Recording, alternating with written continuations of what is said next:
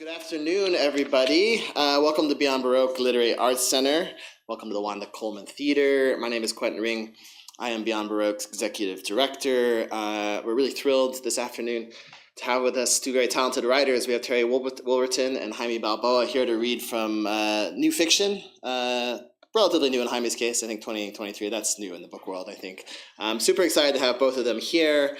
Before we get started, I just want to say a few words about Beyond Baroque. I want to begin by acknowledging our presence here on Tongva land. We acknowledge the wrong done to indigenous peoples, to settler colonialism, and the violent dispossession of their land. As an arts organization, Beyond Baroque is committed to uplifting indigenous writers and communities. To say a few more words about Beyond Baroque itself, we are Los Angeles' oldest literary institution. We are very much a space and a community dedicated to the artistic possibilities of language, which is to say we are a space for poets and for writers. We encourage you to check out our performances. We have numerous free and paid workshops as well. There's a workshop going on in the bookstore right now with Brendan Constantine. We have workshops along those lines. At least once a month, we have a free Monday night fiction workshop, a free Wednesday night poetry workshop. Those are on Zoom every week. And as I said, we have readings and performances pretty much every weekend right here in this theater. We have about 100 a year or so, give or take. Usually things going on every Friday and Saturday, sometimes Thursdays and Sundays as well. And we're very much into our fall program at the moment. So please do come back and check out what we have going on in the upcoming weeks. Just next Saturday, we have a reading from the new collected works of Bob Flanagan. Bob was very much a part of this community in the 80s as a workshop leader and as a performer here. And there has never been a collected edition of his poetry. He's much better known as a performance artist, and amongst other things. So very excited to celebrate his work because he was a big part of our history here. Going further into the fall, we have commissioned some new work that we'll be rolling out throughout the fall. On October 12th, we have a program with Mimi Tempest, Janet Fitch, and Natalie Shapiro. They've been commissioned to write wholly original pieces, so come back for that. And then of special importance to us, a couple things in November, we have our Southern California Poetry Festival, which gathers about 50 or so poets over 3 days. There'll be workshops, there'll be readings, there'll be talks, panels. It's a big event, so stay tuned. We'll be announcing the full lineup soon. But a little earlier that November, we have our gala on November 2nd. So if you support the literary arts, support Beyond Baroque, we'd really encourage you to come out to that. We'll be honoring Seshu Foster, the great poet of Northeast Los Angeles. We'll be honoring Ashaki Jackson, the publisher of The Offing, as well as Douglas Messerly, the publisher of Green Integer and Sun and Moon Books. And we'll also be giving a special award to John Doe and Exene Cervenka, who founded the band X. They met here in our workshop just about almost 50 years ago, and went on to sort of found one of the seminal LA punk bands. And so they're actually in the middle of their last tour right now. So we're going to be saying a special farewell to them. So come back to that. Check out our website if you'd like to come to the gala, buy tickets. We appreciate your support, especially because events like this, we do try to keep them free as much as possible. Even if you're not able to come to the gala, you can certainly purchase a membership, which starts as little as $60. It goes a long way towards keeping the arts alive in Venice. But even before you spend any money on Beyond Baroque, we'd appreciate it if you buy our authors' books. I think they'll be very happy to sign them after the program. I think you'll enjoy picking them up. So please do get their books in the bookstore. Not too much more to say about Beyond Baroque other than just a special thanks to our staff. Eric Alberg running things in the booth, Genesis Perez, our bookstore assistant, Nick Foreman, our intern, as well as Ivan Salinas, who couldn't be here. He really helped coordinate all of this, and he just happens to be out of town today. But we couldn't do what we do without them. So just to dive into the program a little bit, we're going to have Jaime read and then Terry, and then there'll be space for a little bit of a Q&A. Just from a very sort of unmoderated Q&A. If you have questions from the audience, they might have some questions for each other, so please stick around for that as well. But to start off with, Jaime Balboa's new short story collection, Missing Possibilities, depicts several sides of the human experience in a blend of dream and reality. Jaime's writing has appeared in Lunch Ticket, Hobart, the Timberline Review, Bull, The Right Launch, Streetlight Magazine, and elsewhere, he serves as flash fiction editor. He served as flash fiction magazine editor from 2018 to 2020, and is currently the executive director of 826 LA, a nonprofit offering free writing programs to public school students in Los Angeles. His collection of short stories, Missing Possibilities, as I said, was published in 2023 by Atmosphere Press. Both Terry and Jaime have done a huge amount of work in the community as directors of literary nonprofits, so my heart especially goes out to them publishing these books and being here to read for us. So please, everybody, welcome Jaime Balboa. I think you'll like what you hear.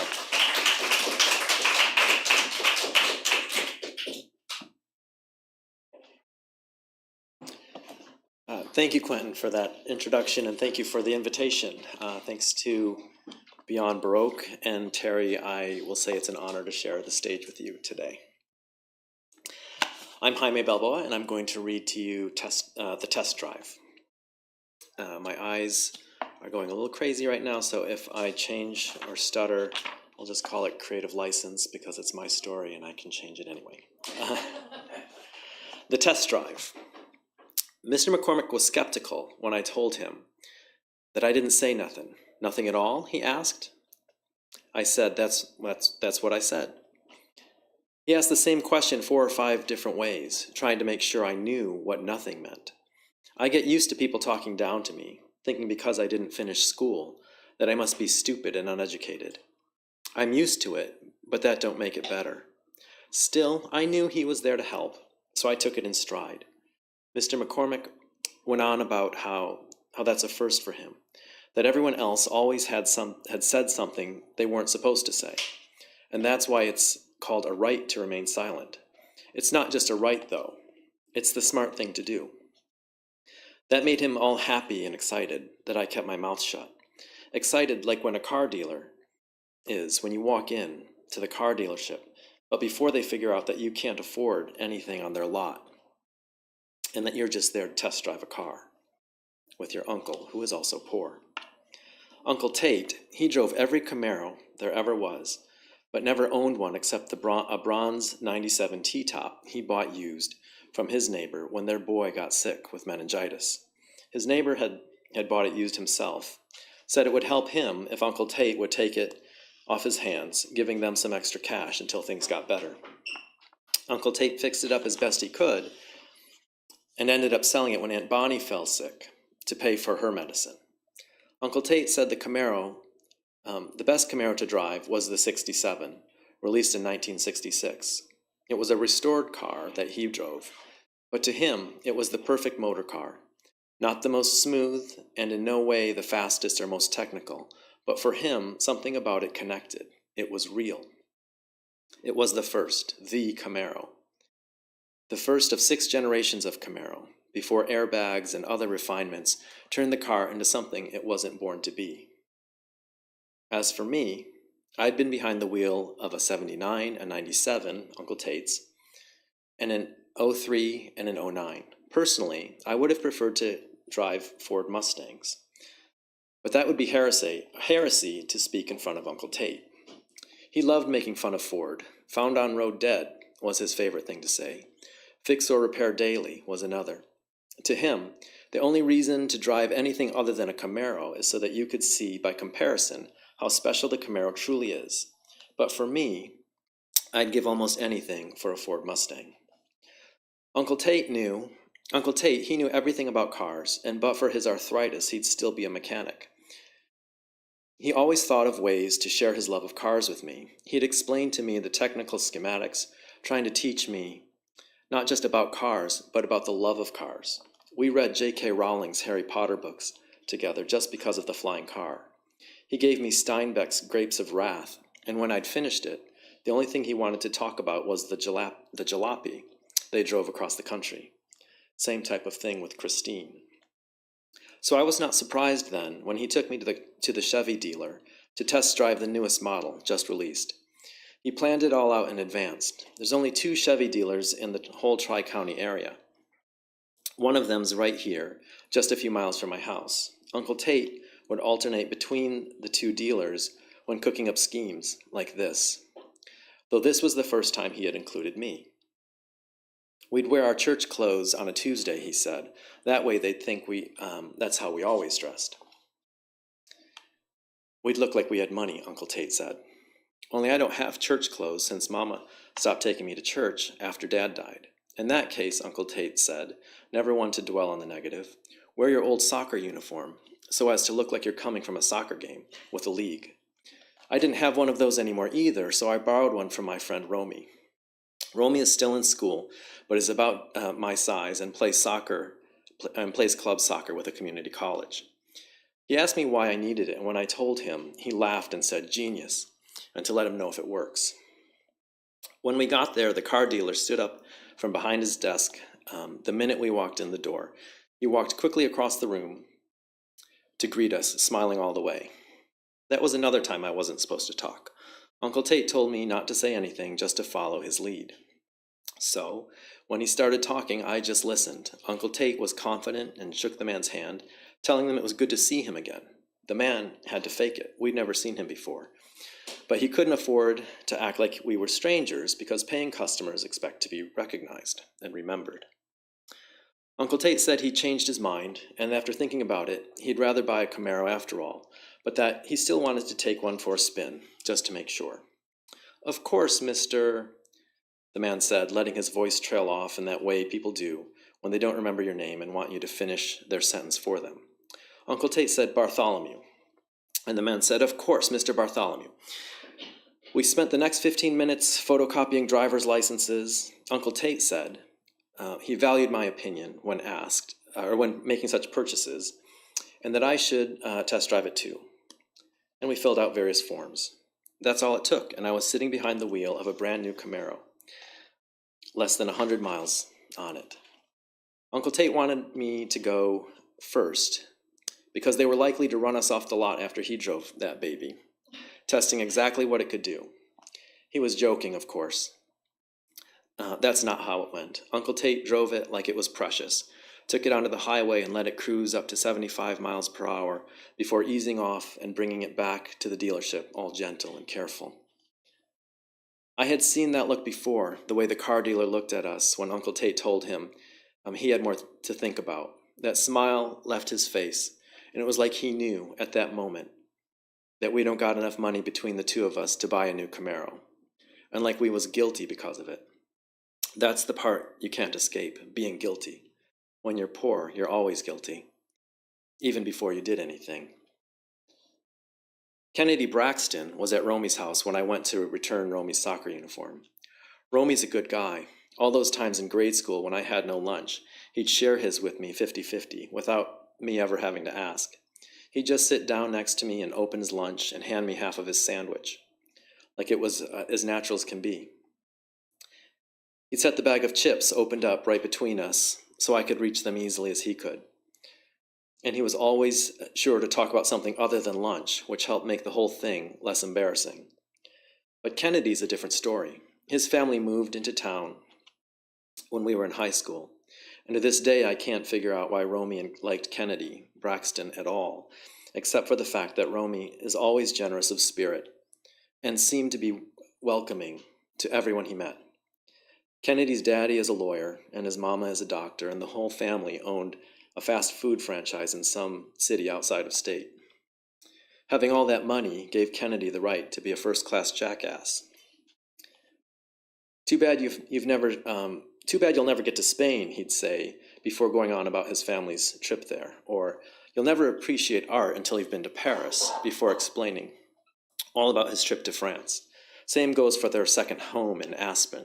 He'd always find a way to make sure I knew about it, and on the flip side, that he knew I'd never get a chance at those kinds of travels. Never mind that I'd rather stay here with my mama and Uncle Tate than travel anywhere with Kennedy and his parents, always strict and belittling and hitting the booze. Kennedy just loved talking down to me. That's why my heart sank when it was Kennedy, not Romy, who asked me how test driving the Camaro went. I said fine, but he persisted with questions. He didn't care about Camaros, though. He just wanted to know about the trickery. Romy was curious too, I could tell, but for Romy, it was like he was in on a funny joke and wanted to know how it turned out. Kennedy had judgment in his every word. That's how you people do it. That's how you people do everything, Kennedy said. Instead of getting a job and saving money, you spend your efforts deceiving and tricking people, and nobody's the better for it when you're done. And I knew at that point the best thing to do was keep quiet, and that's what I did. But he persisted, turning his statements into questions, trying to draw me out and get me to admit that there was something wrong with us. When that didn't work, he just started in with insults. I could take what he was dishing to me, but when he presumed to speak against Uncle Tate, well, that's all I could suffer. The problem with your Uncle Tate's plan, he said, was that his Sunday best wouldn't trick anyone. He let his voice trail off and shrugged in smirking. That's when I broke my silence. I said, Kennedy Braxton, you are in the home of my good friend Romy, and that's all that's protecting you right now. So I suggest you shut your mouth before things get ugly real fast. But he kept right on with the insults, saying if my daddy was alive, had lived to see me, he'd be ashamed, and so on and so on. I told him to please step outside, and when he did, that's when it happened. It's like a dam gave way inside me, letting loose a deep reservoir of fury and resentment. I went after him like a feral dog. If Romy hadn't stopped me, Kennedy Braxton would have had a lot more done to him than a few chipped teeth, a broken jaw, and a cracked rib. The police picked me up just as I was finishing the 2-mile walk from Romy's house to mine. The walk did me some good, but my blood was still boiling. Little by little, though, with each step I took, my anger gave way to shame and regret. The cops told me that I had the right to remain silent, and I did remain silent, but not because they told me to, and not because of anything Mr. McCormick would understand. Mama came running out the front door in her waitress uniform and saw them cuff me. I will forever remember the expression on her face. She yelled and cried that they had made some mistake, that I had been with my uncle test driving cars, and to please let me go. They explained what had happened to her and put me in the back of the police car. She just kept saying over and over through her tears, my boy, my precious, precious boy. I sat in silence because what could I have said to her? Working 2 jobs to keep a roof over our heads, always reminding me that there's 2 worlds, the one the rich live in and the one that we live in, and ours is dangerous and unfair, and the best we can do is plan for the time when the chance comes to escape it, when we can enter into the other world, where things are more fair, more fun, and more plentiful. What would I say to my daddy, if he was living today, about how, in a fit of rage, over words and insults, I just added felony assault charge to the heap of shit the world already stacked up on on me and on every single poor person that ever walked the planet? What would I say to Uncle Tate, who spent nearly every weekend with me, trying to fill in for my daddy, showing me the different ways to grow up and to be a good man? I remained silent because no words would work. Mr. McCormick said he was from the public defender's office, and that we drew Judge Santiago, which was good. Not the best. Judge Stimson would have been the best, because he always suspends sentence pending community service. Judge Santiago is fair and friendly, and a lot better than Judge Montgomery, he explained. Just let me do the talking. I knew what he meant. It reminded me of certain teachers from school. When I just kept quiet, the days always went better. In a court of law, anything I said would just dig me in deeper. So I should shut up and let Mr. McCormick speak for me. If I had only shut up with Kennedy Braxton, after all, none of this would have ever happened. So I did what he told me when we walked into the courtroom. I stood when they told me to stand and sat when they told me to sit. Through all of it, I said not one word. I wasn't surprised by the guilty verdict. Mr. McCormick did nothing but spin lie after lie in my defense, starting with, "He's not guilty, Judge." And never once did he say anything that would make them understand. He even called me the wrong name once, and the judge had to correct him. So when Judge Santiago asked me to speak at my sentencing, I decided, what did I have to lose? And I finally spoke my mind.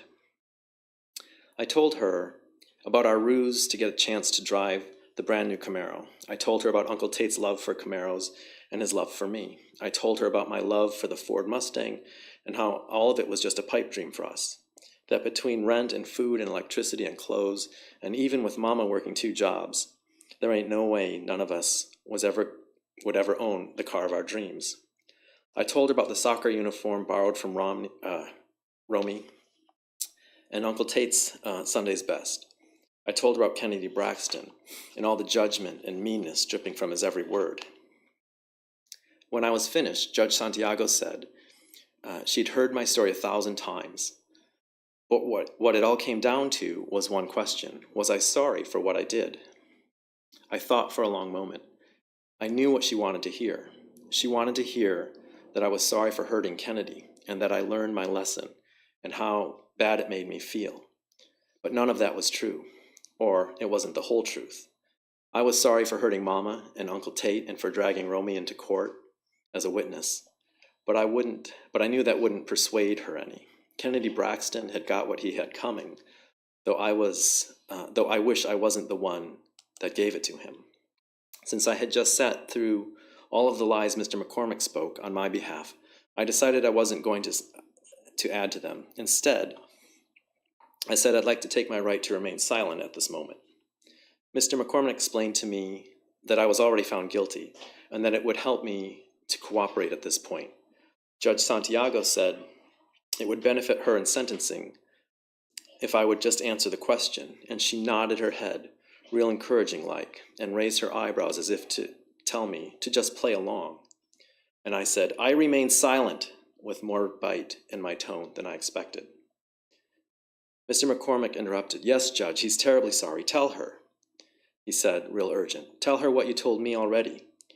But I just shook my head and clenched my fists at my side. Judge Santiago said, 6 months minus time served, and smashed her gavel on their desk. Mama cried, Uncle Tate hugged his head real low, and I remained silent one more time. Thank you.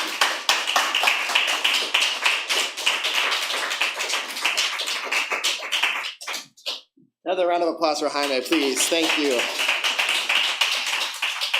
Thank you, Jaime, for that. That was wonderful. Next up, we have Terry Wolverton.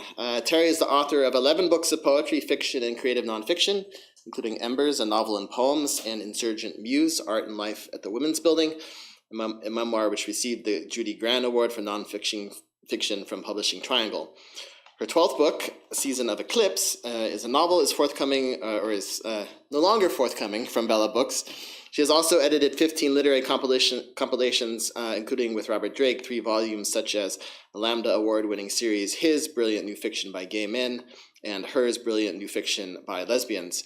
It's always a pleasure to have Terry here.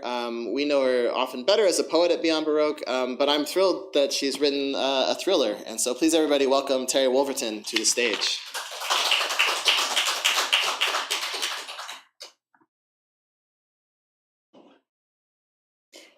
Thank you, Quentin, and thank you for inviting me to Beyond Baroque. Jaime, thank you for that story. So important to tell the stories of people whose stories often get overlooked. So thank you for that. And, you know, I really go back with Beyond Baroque. I've been reading here since the time you could get from downtown to Beyond Baroque in 20 minutes. So, yeah, it's always great to be here. I'm going to read from the middle of the novel, which means I have to give you a little bit of explanation to start with. Mario Wing is my protagonist, and she is a novelist of some renown, but she has the misfortune to witness a terrorist incident and is forced to enter the witness security program. That means she has to leave her home in Los Angeles, change her name, forego her writing career, and in fact, Mario Wing is declared dead. She can't resign herself to her new life in the suburbs of Detroit under the name Lorraine Kaminsky. It's too dull, it's too ordinary for her. But in the last 24 hours prior to this excerpt, she's been chased by a black van, her house has been firebombed, and her car mysteriously towed. Now she doesn't know whether she's running from terrorists or from the government that had pledged to keep her safe. You'll hear about someone named Donald Watkins, who is her Homeland Security handler. It was only after she'd said goodbye to the monks and was walking up an unfamiliar street that the numbness dissolved, and Lorraine started to feel the enormity and impossibility of what was before her. However well she might understand Donald Watkins as a man, she did not have a good grasp of the resources at his disposal, which now seemed limitless. How could she make a plan if she didn't know what he knew? He could be watching her at this very moment, from anywhere. She couldn't help but stop to scan the street again, pivoting 360 degrees on the sidewalk. It was a quiet street. Most of its residents must be at school or work this time on a Monday morning. A white cat walked low along a wall. A dog barked in a backyard. A mail carrier lugged his bag from house to house. The quiet felt unimaginably dangerous. She tried to think, but her mind was too agitated. Once more, she tried the breathing technique taught by the crabby monk, but she could only seem to inhale and exhale in ragged gasps. Breathe in light. How am I going to get away from Donald without a car? Breathe out darkness. How am I going to get back to my cat without a car? Breathe in. How can I possibly get a car without Donald finding out? And then, what am I going to do? She wasn't sure if she was walking toward town or away from it, or which strategy would be best. Lorraine might be practical, but she wasn't brave. She needed Marielle to make an appearance, fearless and attitudinal, and get them out of this. All of a sudden, she saw a fuchsia-painted van driving up the street. It slowed as it came closer and seemed to be headed right for her. A wash of dread filled her mouth with saliva. In a split second, she imagined men leaping from the back to grab her and drag her in, the van speeding away with only the anonymous white cat as witness. She imagined men with face masks and sub-automatic weapons jumping out, spraying her with bullets before they spread away. She considered running, trying to make a break for it, maybe slipping into someone's backyard. But as the van rolled up beside her, another part of her brain thought, would either the feds or a group of terrorists really use a purple van with a big fish painted on the side to do their covert work? Then she heard, "Hey, Lorraine," and she saw Tuna's face grinning through the open window. Her white teeth flashed behind a broad smile. Her dreadlocks swayed slightly around her face. "It's me, Tuna, remember?" Lorraine managed a weak, "Hey," trying to arrange her face into an expression that might approximate normalcy. "I was just thinking about meeting you last night," Tuna continued undeterred, "hoping I might run into you again." "I'm just on my way out of town," Lorraine answered, hoping Tuna would drive away. "Can I give you a ride to your car?" Her persistence was both charming and maddening.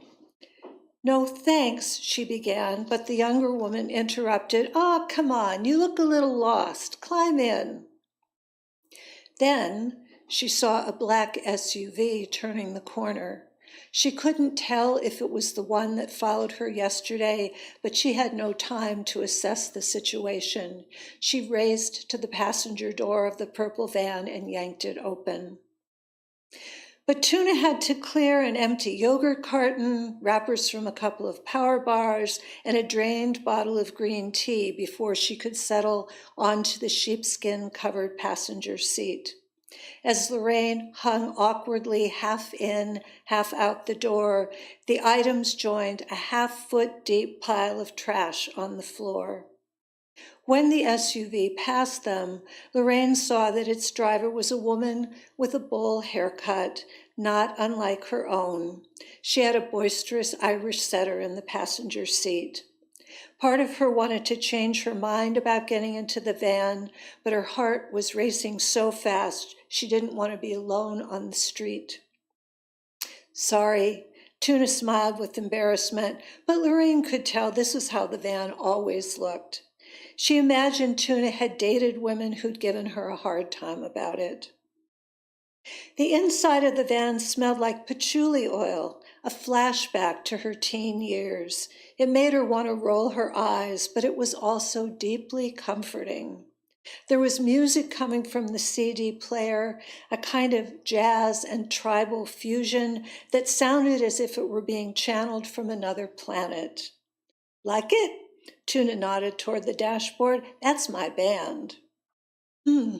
Lorraine nodded back, but she was distracted. She kept looking out the passenger window, trying to see who might be seeing them. "Are you okay?" Tuna asked. "Were you waiting for somebody?" "I'm fine." Her tone, more Marielle than Lorraine, said, "Drop it." "Where do you want to go?" Tuna squared her shoulders and gripped the steering wheel, resigned to her companion's rude behavior. Where indeed? What was she thinking, getting into this van? Her lack of sleep was starting to take its toll. She wasn't reasoning clearly. She needed to get out of the area and find a place to regroup. Just then, she heard a helicopter overhead, a common sound in Los Angeles, but not one she was accustomed to hearing in Michigan. Involuntarily, she ducked so as not to be visible to whoever was up there. "Lorraine, what's going on?" Tuna reached to touch her arm. Her hand was large and warm. Lorraine was surprised to find she wanted to sink into it. "Let me help you." The younger woman's brown eyes were so bright and innocent, so eager. This time Lorraine didn't play it off like everything was fine. "You can't help me." She gently removed her forearm from underneath Tuna's hand. "Why not?" This seemed to amuse Tuna. She liked the challenge of being told she can't. "It's dangerous." Tuna was still smiling. She was looking at Lorraine, this nice little suburban lady with an inexplicable edge, who seemed a little unhinged, and she was thinking, what could be so dangerous? She wanted to be the big, strong protector. Her youth made her want it even more. With the insight into human nature that was Marielle's gift, Lorraine understood these things about her driver. How could she explain? She was battling within herself because more than anything in the world right now, she wanted help. "It's my ex-husband," she told her, without meaning to. As she heard these words, she wanted to take them back, but now that she'd begun, she couldn't seem to stop. The lie spilled forward, sounding more convincing with each syllable. "Ever since we broke up, he's been stalking me, threatening me, he's following me, says he'll kill me. He just had my car towed. He's an ex-cop." "Let me get you someplace safe," Tuna said. and began to drive with purpose. "This is my grandma's house." Lorraine looked at Tuna quizzically.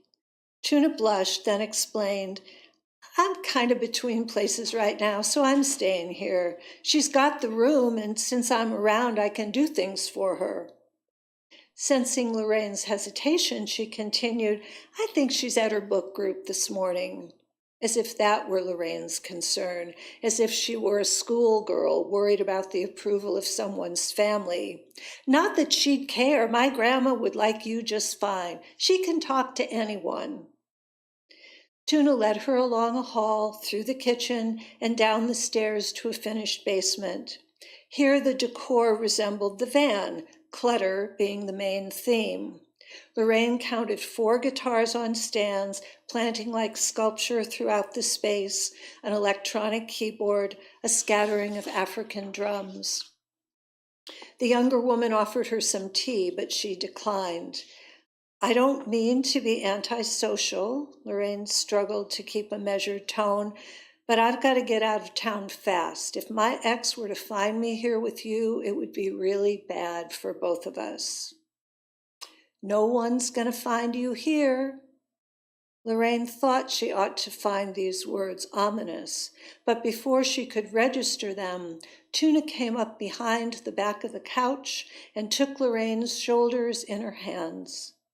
Surprisingly strong fingers began to knead the knots and lumps in her muscles. It felt better than Lorraine could let herself admit. "You're all tense," Tuna admonished. Then, lest Lorraine think her critical, added, "Course anybody would be with some crazy guy giving them a hard time. If you can just relax a little, you'll be able to figure out better what to do." Her thumbs were more persuasive than her words. They seemed to find and read each pocket of stress that had accumulated in the tissue over the last days or months. The pressure of those hands threatened to unwind the whole careful construction of Lorraine Kaminsky, and she couldn't afford that. "Please, you're very kind," she tried to protest, but couldn't seem to summon any words to stop those hands, nor any will to propel herself off the sofa. The fingers were warm across her neck. Her skin seemed to rise of its own volition to meet their touch. Lorraine, in her short life, had not known this kind of intimacy. Under Tuna's freckled hands, she found herself as shy and desperate as any 50-year-old virgin. She could hardly believe she was in the midst of this flirtation while people were trying to kill her. When Tuna's hands slipped down, almost as if by accident, to cup her breast, Lorraine felt warm all over and her limbs became liquid. She knew she was not in her right mind, was not capable of making good decisions, but she decided right then and there that if she were going to die in the next few hours or the next few days, she wanted to have this experience before she passed from this world. The shift in her breathing must have signaled to Tuna that she was with her, because the grip grew less tentative, more insistent. Lorraine's nipples hardened beneath those strong fingertips. She could feel wetness spreading between her legs, and she turned her body to kneel on the couch cushions so she could pull Tuna's body toward her. As their mouths met, the young woman tasted of licorice. Lorraine pulled harder until Tuna's body tumbled nimbly over the sofa back and on top of her. She could tell that Tuna would be a gentle lover, but Lorraine did not feel gentle, not now. Some force had been unleashed and had its own momentum. She tore at the young woman's shirt because she needed to feel her skin. She bit the muscled chest, the small, perfect nipples. She pulled her dreads. She could feel Tuna's wetness through her jeans, and she thrust her hips toward her. She wanted the young woman to grind against her until both Lorraine and Marielle were annihilated, and only some raw essence remained. Lorraine didn't care if she was hurting her. Her need was bigger than caring, or she needed to hurt someone. Wouldn't you rather be on the bed? It was touching to her that this young woman was courtly, while she, the older woman, was carnal, an animal. No, she managed to gasp, but Tuna ignored this. She scooped Lorraine up in her muscled arms and carried her over to a corner of the basement where she plopped her onto a waterbed, which swayed with the impact of their bodies. This brief delay only served to intensify Lorraine's desire, and with no further preliminaries, she flipped herself on top, guided herself onto Tuna's long fingers, and rode them in a frenzy. In a matter of moments, she was coming, emitting sounds she hadn't known she contained. It seemed to go on, and when the weeping erupted, she couldn't pinpoint the moment of segue. The weeping went on for a long time. Snot and tears poured down her face, over Tuna's shoulder, onto the pillowcase. Tuna rubbed one hand on her middle back and cradled her head with the other. Then she asked, "What's his name?" Whose name? Lorraine couldn't follow the change of subject. Your ex, the one who made you cry like that. She hesitated. Her fictional capacities seemed to desert her. She couldn't imagine this invention she'd created, herself as a heterosexual housewife, the abusive former spouse. Yet the pause was too awkward after their intimacy, so she said the first thing that occurred to her. Donald. His name is Donald. Donald is a damn fool, Tuna pronounced, and began kissing the back of her neck. Thank you.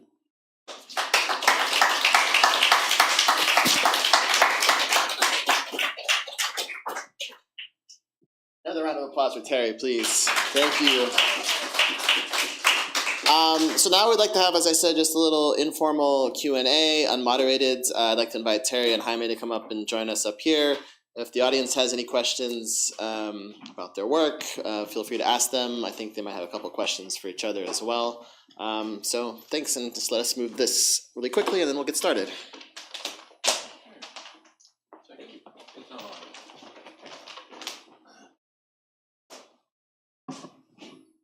Should we sit this far apart? Yeah, let me just get this out of the way for you. Go ahead and move a little bit closer if you want, yeah. So I can start with a question that I have. I don't know if that's okay. Sure. A long time ago, I was the director, so I have familiarity with trying to have a writing career. And I wondered how you deal with that balance. 826 is a big, ambitious demand, and yet you're producing this great work. So Yeah, it is. You know, as a creative leading a creative agency, it's a challenge because I put a lot of work into creative energies into my. Sometimes when I get home, husbands and wives, I just want to sit and vegetate. Done, I work the creativity into a day, and even the energy I get from working with students, I'm workshopping writing. So to really just come home and shut off is sometimes necessary, but it's also becomes. The muses are kind, and sometimes they just force me to do. And that's when I get poetry, or I'm working on a play right now, and probably because we did at 826 LA, we did playwriting for our summer camp. Talking with my son, who was having some 16 and having some, existential 16-year-old angst, and it occurred to me that I could talk to him through writing this play. And so I wanted him to write it with me, but he'll talk to me about it. He's not really writing it with me. So it's a challenge, and this collection was written over years, and my poetry spans years. I think I'm productive, but it's a challenge because I also start a lot of projects that then have to go on hold for work. And I think I should come to Beyond Baroque more and do some more of the free workshops. And my question for you is, if I may, you write in multiple genres. I was listening to your poetry this morning, and I'm curious to know your writing process. So, for example, do you find that you get into a lane where you're writing a suspense novel and poems aren't coming to you, or do poems keep coming to you? How do you navigate that, and how do you direct that creative flow across different genres, which you've done so successfully? Thank you for that. I feel like I can write prose and poetry at the same time because I feel like they come from different parts of my brain. And it can sometimes be a relief to let the novel sit and marinate for a while, or let the prose project sit and marinate for a while, and go over and play around in poetry.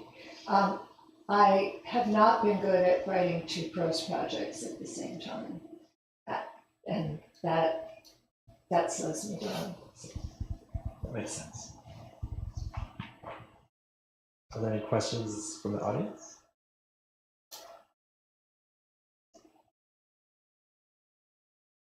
I have a comment. Because I'm not a writer, well, I guess everybody's a writer, technically. But I don't nourish that part, but I really enjoyed both stories and how different they were, and how you guys, it's so fascinating to me because I know Jaime personally.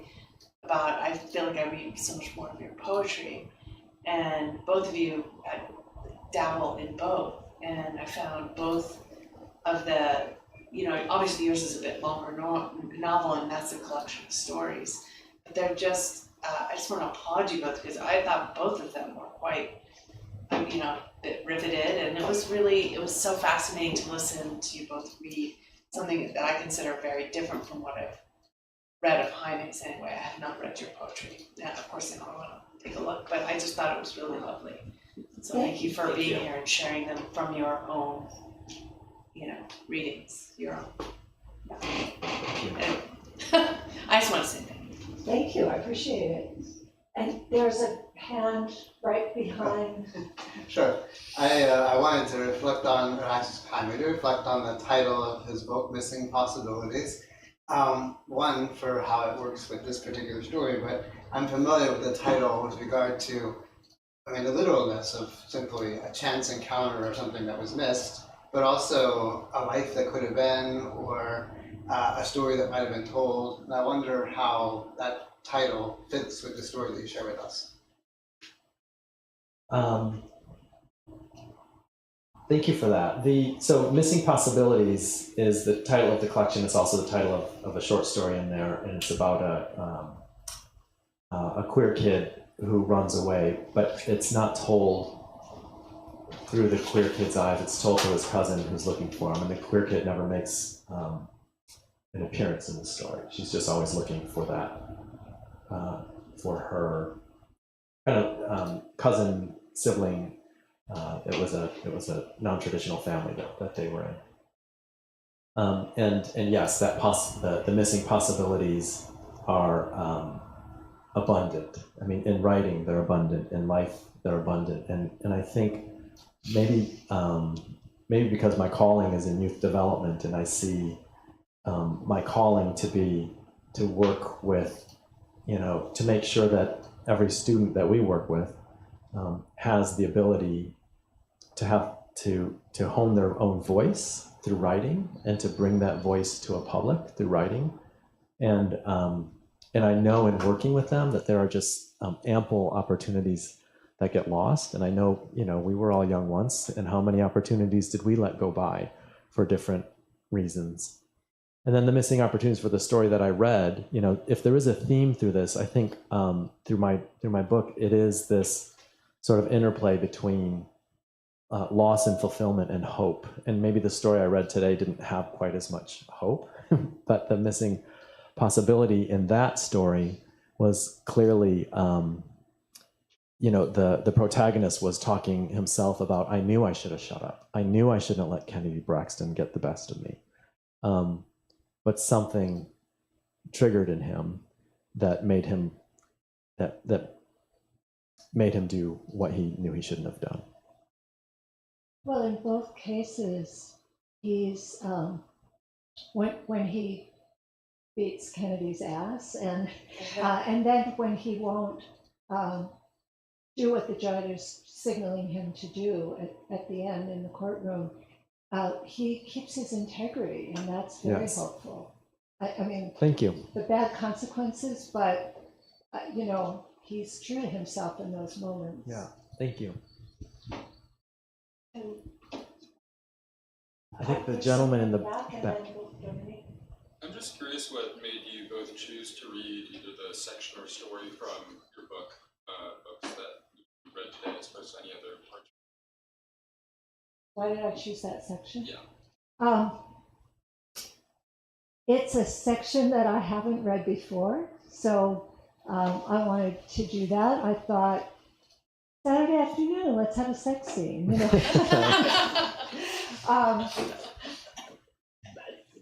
Those reasons, and yet there's still a sense of suspense in it, which I wanted to give you a flavor of that as well.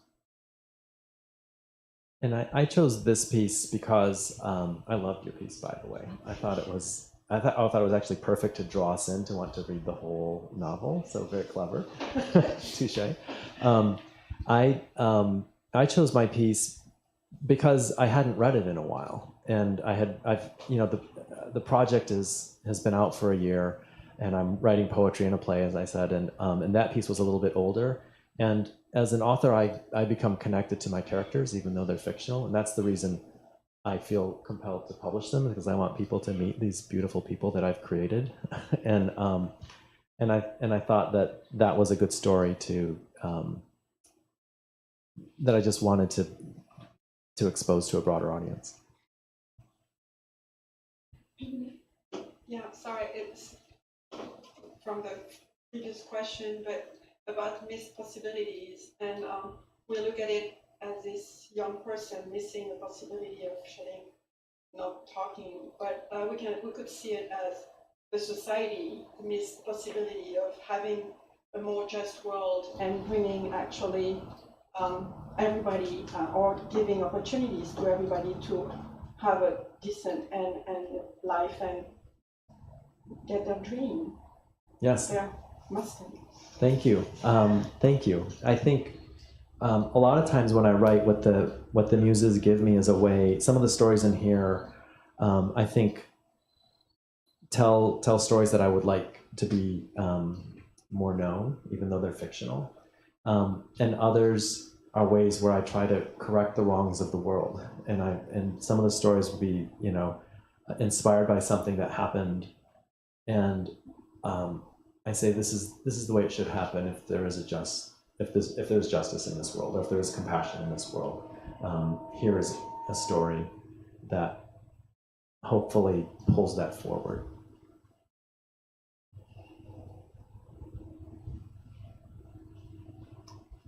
That's great. So I think that concludes our afternoon. Thank you so much for coming out this afternoon. Thank you. Another round of applause.